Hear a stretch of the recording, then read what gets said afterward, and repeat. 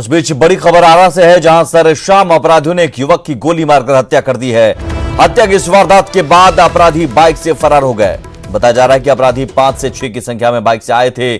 फिलहाल मामले की जानकारी पर पुलिस मौके पर पहुंची और छानबीन में जुटी है। वहीं इस घटना के बाद इलाके में तनाव है।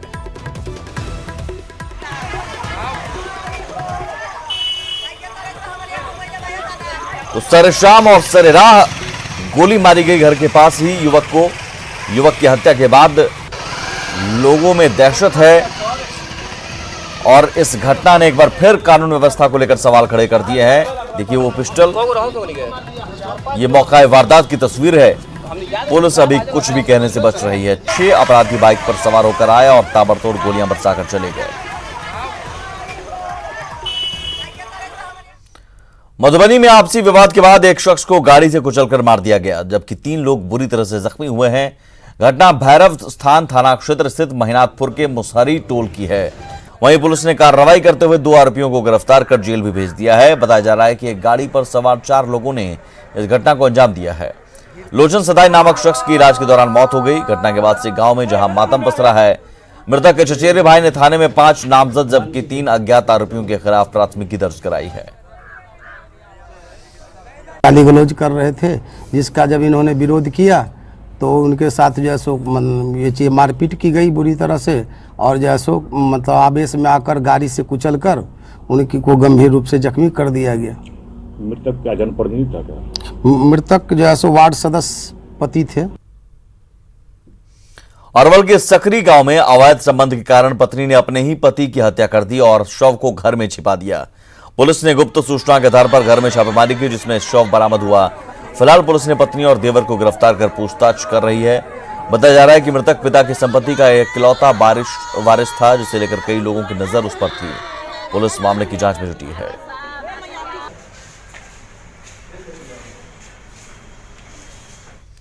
दानापुर में इंदिरा आवास में गड़बड़ी को लेकर प्रखंड कार्यालय में जमकर मारपीट का मामला सामने आया है। मारपीट की तस्वीर वहां लगे सीसीटीवी में कैद हो गई और देखिए तस्वीरों में आप देख सकते हैं किस तरह बीडीओ के चैम्बर में मारपीट हो रही है। इसमें पहले प्रखंड प्रमुख इंदिरा आवास सहायक को समझाने पहुंचते हैं और जब बात नहीं समझा पाते हैं तब हाथापाई शुरू हो जाती है। फिर प्रखंड प्रमुख के समर्थक इंदिरा आवास सहायक पर टूट पड़ते हैं। फिलहाल मामले की जांच जारी है।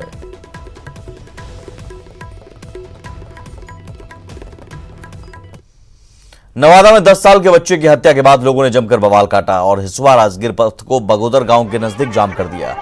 दरअसल 2 पक्षों के बीच विवाद चल रहा था, जिसके लेकर मृत बच्चे के पिता समझौता करने गए थे। उस समय उनका 10 साल का बेटा भी उनके साथ था, लेकिन जब बात नहीं बनी तब एक पक्ष ने बच्चे पर हमला कर दिया और ईंट से कूंचकर उसकी हत्या कर दी। फिलहाल इस घटना के बाद इलाके में तनाव का माहौल है।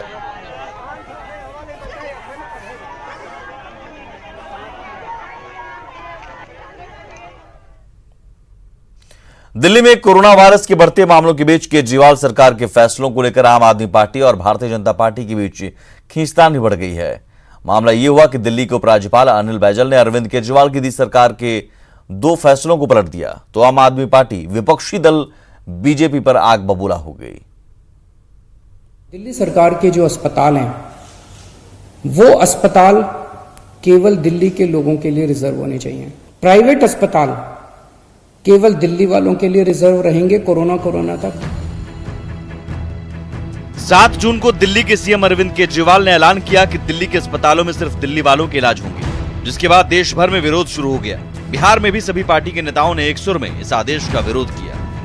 देश की राजधानी पर संपूर्ण देशवासियों का अधिकार है। संपूर्ण देशवासी देश की राजधानी में जाते हैं। यदि किसी की तबीयत खराब हो जाएगी तो क्या वो दिल्ली में इलाज नहीं करा पाएगा? ये निर्णय करना संविधान के सम्मान के दृष्टि से उचित नहीं है। ये घोर अनुचित फैसला है। इस तरह से आप किसी भी प्रांत के लोगों को इलाज से नहीं रोक सकती, है हमारा मौलिक अधिकार है। मैं समझता हूं सभी पार्टियों को इसका विरोध करना चाहिए। दिल्ली सरकार के मुख्यमंत्री अगर मनमाने फैसले लेंगे तो कहीं से भी उचित नहीं है। अरविंद केजरीवाल जी से देश को ये उम्मीद नहीं थी। दिल्ली पूरे देश की है और फिर दिल्ली में राशन कार्ड और बिजली का बिल मांगा जाए कि कौन यहाँ का निवासी है और उसके बाद ही उसे स्वास्थ्य सुविधाएं मिलेंगी। मुझे लगता है इससे कोई शर्मनाक कोई फैसला नहीं हो सकता था। वहीं एक दिन बाद ही दिल्ली के उपराज्यपाल अनिल बैजल ने केजरीवाल सरकार के फैसले को पलट दिया। एलजी ने कहा कि दिल्ली के सभी अस्पतालों में हर किसी को इलाज मिलना चाहिए। अस्पताल इस आधार पर इलाज के लिए इनकार नहीं कर सकते कि कोई दिल्ली का निवासी नहीं है। इसके बाद दिल्ली के डिप्टी सीएम मनीष सिसोदिया ने बीजेपी पर एलजी के बहाने सियासत करने का आरोप लगाया है। वहीं बीजेपी के राष्ट्रीय प्रवक्ता शाहनवाज हुसैन ने एलजी के फैसले का स्वागत किया है। मुख्यमंत्री अरविंद केजरीवाल जी ने पूरा प्लान बना रखा था कि कितने केसेस होने पर कितने बेड की जरूरत पड़ेगी और वो कैसे अरेंज होंगे। उसी के हिसाब से कल दिल्ली सरकार ने ये फैसला लिया था। लेकिन भारतीय जनता पार्टी ने एलजी के ऊपर दबाव डाल के जबरन उनसे ये आदेश पारित कराया है कि दिल्ली सरकार के केंद्र कैबिनेट के तहत जो फैसला लिया गया उसको नहीं माना जाएगा। जिस तरह से अरविंद केजरीवाल जी ने मुख्यमंत्री के तौर पर ये फैसला किया था कि दिल्ली में सबका इलाज नहीं होगा, ये बहुत दुर्भाग्यपूर्ण था। जो दिल्ली में रहते हैं और दिल्ली में जो मरीज हैं उन सबका इलाज होना चाहिए। और लेफ्टिनेंट गवर्नर साहब ने जो फैसला किया कि सबका इलाज होगा, इससे एक अच्छा संदेश जाएगा। दिल्ली में जो लोग रहते हैं, दिल्ली के जो नागरिक हैं, उनका भी इलाज हो। और दिल्ली में अगर कोई व्यक्ति आकर रुका है, बीमार हो जाए, तो उसको कोई भी डॉक्टर इलाज से मना नहीं कर सकता। दिल्ली में सबसे ज्यादा बिहार और यूपी के लोग बसते हैं। ऐसे में दिल्ली के सीएम के आदेश के बहाने बिहार की सियासत भी गर्म हो गई। लेकिन एलजी के आदेश के बहाने बीजेपी अब माइलेज लेने की कोशिश कर सकती है। पटना से संजय के साथ ब्यूरो रिपोर्ट, न्यूज़ 18।